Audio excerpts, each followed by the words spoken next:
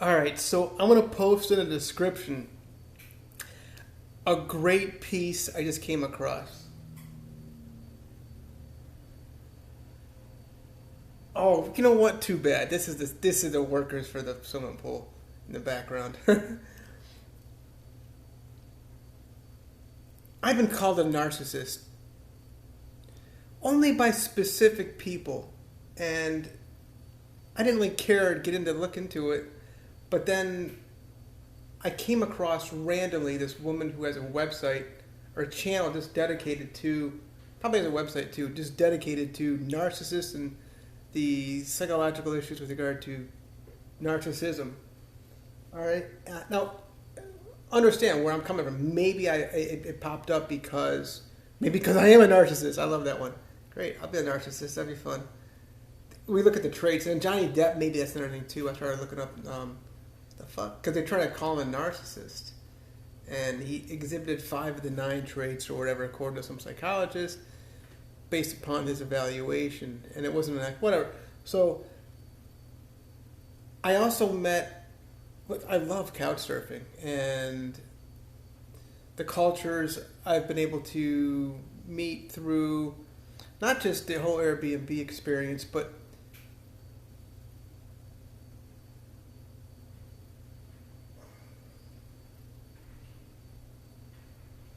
I mean, even Facebook, meeting people from different. I love these Asian girls, right? So I met an Asian woman through couch surfing. She is, oh yeah, too, a Vietnamese woman also. I met a woman from South Korea. She said she wants to be single her whole life. So at least now, I talk about these pool people oftentimes, and you never get to see them, but now you get to see them walk by. So, so I met both. Well, I mean, I've met many Koreans now, and of course, Vietnamese here and there. But this woman made an interesting point. She says, "Your divorce rate is so high in this country, and if you look at the statistics, it's usually women." Well, yeah, and you know what? You're right. Absolutely, can't deny that. Okay, so, and in Asia, their divorce rate's less than 1%, y'all. Most of these women, okay, now, and then it was a Canadian woman sitting at the table. This was actually at a hostel down in South Beach when this Korean woman was there. And the dude says, yeah, these were girls down here, because the thing is, Canadians come down to Florida a lot, just, so snowbirds kind of thing. And the Canadian jumps out and says, yeah, these girls, what they're doing here in America, which I can obviously attest to this, these girls get pregnant and they run and hide. Well, they don't, because we don't allow that in our country at all, which is why we've got so much more civilized. You don't have crime like you guys have down here. The thing is, 2.6 times as many women are charged with a crime called forcible confinement in Canada, and like they're taking children and leaving and hiding, and these girls just get thrown in jail when they get caught. I'm not kidding you; it's really serious.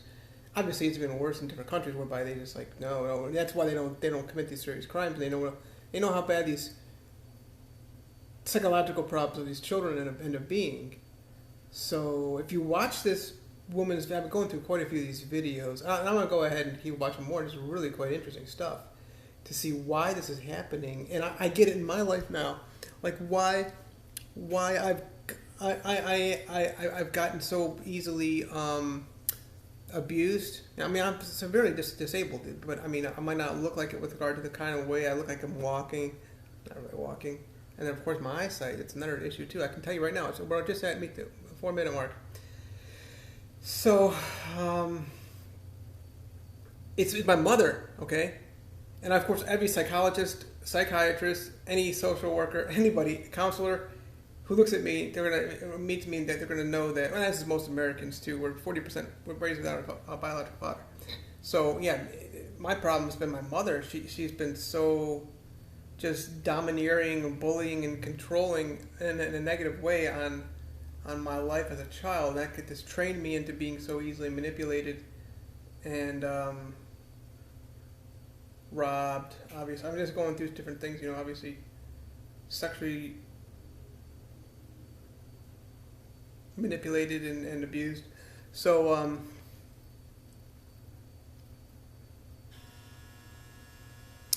these girls are narcissists, y'all. That's what the conclusion of this conversation was. And then I'm like, I didn't think of it, but then now I watch this video, it makes so much fucking sense. Like, how the hell, like, these girls are so, they know how to manipulate and get this whole triangulation thing and gaslighting, I guess. I never heard these terms a few years ago. I never looked into it too much until just recently, this narcissism thing. They are like the gods of these children in this whole country. It's amazing. And that's why you have so many crimes happening. There's shootings in the schools, and obviously, not just the shootings in the schools, but children, going rampages. I mean, Buffalo, obviously, new ones now in Georgia. It is really bad out there, y'all, with regard to the way these women are so just... So anyway, yeah, the majority of according to these... Like, hostels are really cool. There's a lot in Miami, some in, one or two, there's a few actually in Atlanta. And, there's a few in South California, Southern California. There's a few in St. Petersburg, I'm here in Florida. I've heard there might be one in Daytona. I'll probably look it up. It might be a few, like one or two in Orlando area.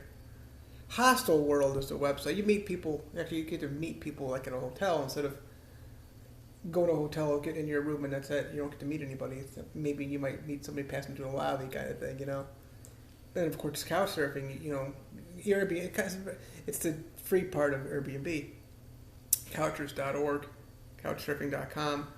So, yeah, y'all got to look into this stuff, this narcissism stuff. I mean, I don't know if there's any women out there who are not narcissists in this country. I think some of the side effects I've noticed or traits that you're going to see, and I've talked about it, I've noticed this, they're eating cheese. Cheese fucks with your hormones, and cow's milk cheese specifically, or goat's milk cheese.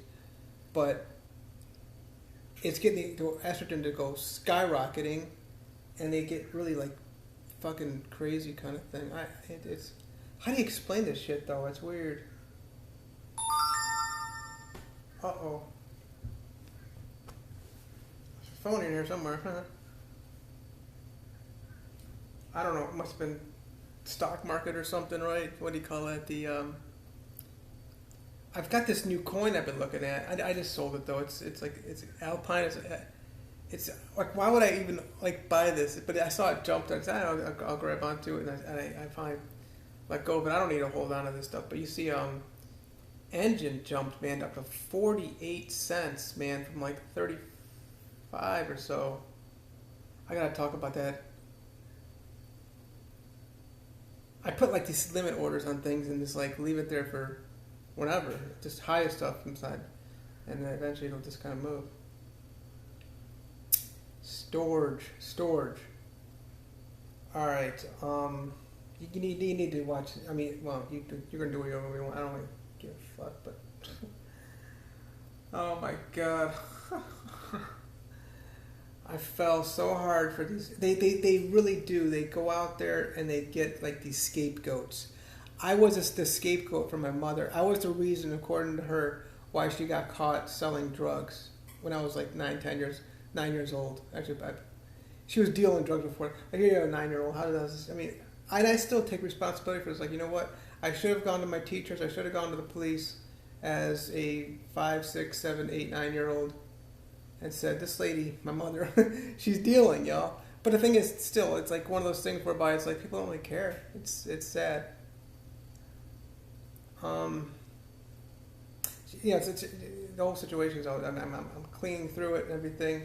I've been examining myself so much. As I've been examining myself, I've allowed myself. I've put myself in situations to be this scapegoat, and